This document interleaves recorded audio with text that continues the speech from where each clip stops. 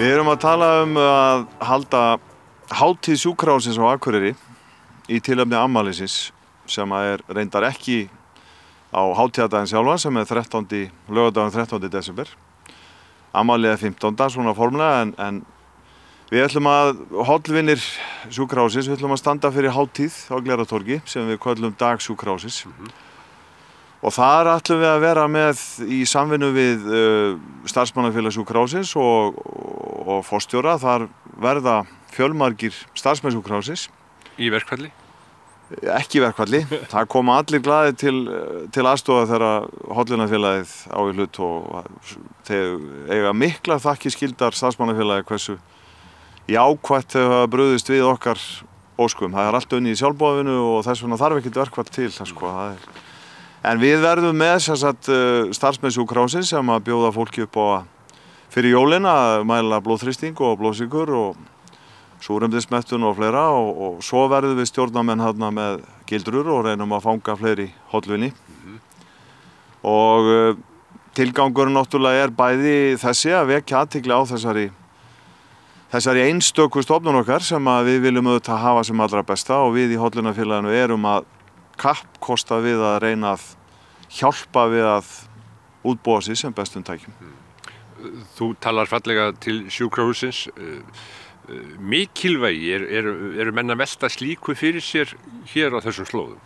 Já, það ekki nokkur vafi á því og mikilvægi þess að þrátt fyrir náttúrulega skatta og skyldur, fjárlög og framlög frá ríkinu eðlilega til þessarar lykilstarfsemi því að þegar ég segi lykilstarfsemi þá erum við að tala stofnun sem við viljum hafa tilbúna til að takast á við því sem hvern einasta krankleika sem upp á getur komið.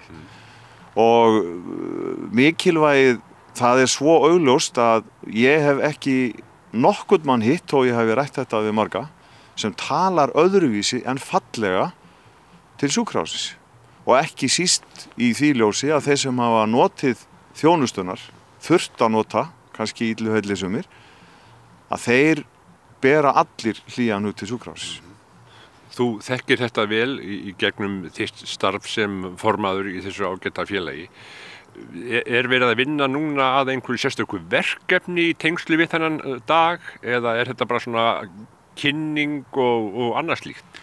Nei, þetta í raun og veru angi af stóru verkefni. Við erum að safna fyrir ristilspeglunartæki sem gengur mjög vel. Fyrirtæki og einstaklingar hafa verið okkur afskaplega, þeir hafa bara látið háar upphæðir að hendi rakna í þessa söfnun og hún langt á undan áætlun. Og þessi dagur sjúkrahússins, við erum fyrst og fremst að vekja athygli náttúrulega á stofnuninni sem slíkri. Við erum að vekja athygli á þessu hollvinafélagi sem að setja alla sína krafta í að styrkja innviði sjúkrahússins og safna fleiri hollvinum, auk þess að bjóða upp á þessa þjónustu.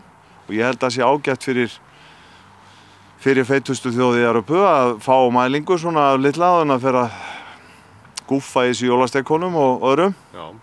Verður eitthvað á léttari nótunum heldur en blóðþrýstingsmælingar og slíkt?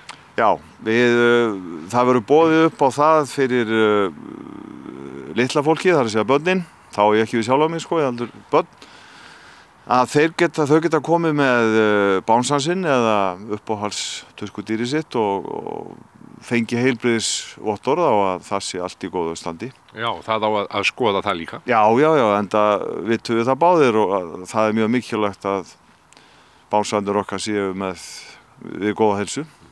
Viltu endurtaka stund og stað og tíma? Þessi hátíðardagur sjúkrahússins eða dagur sjúkrahússins, hann laugardaginn 13. desember milli 2 og 4 á Glerártorgi og við verðum staðsett fyrir framan Vodafone sem hefur verið okkur mjög liðlegt við að setja þetta allt upp og reyndar vil ég þakka sérstaklega starfsfólki Glerártorgs fyrir ótrúlega liðlegheit í þessu sambandi.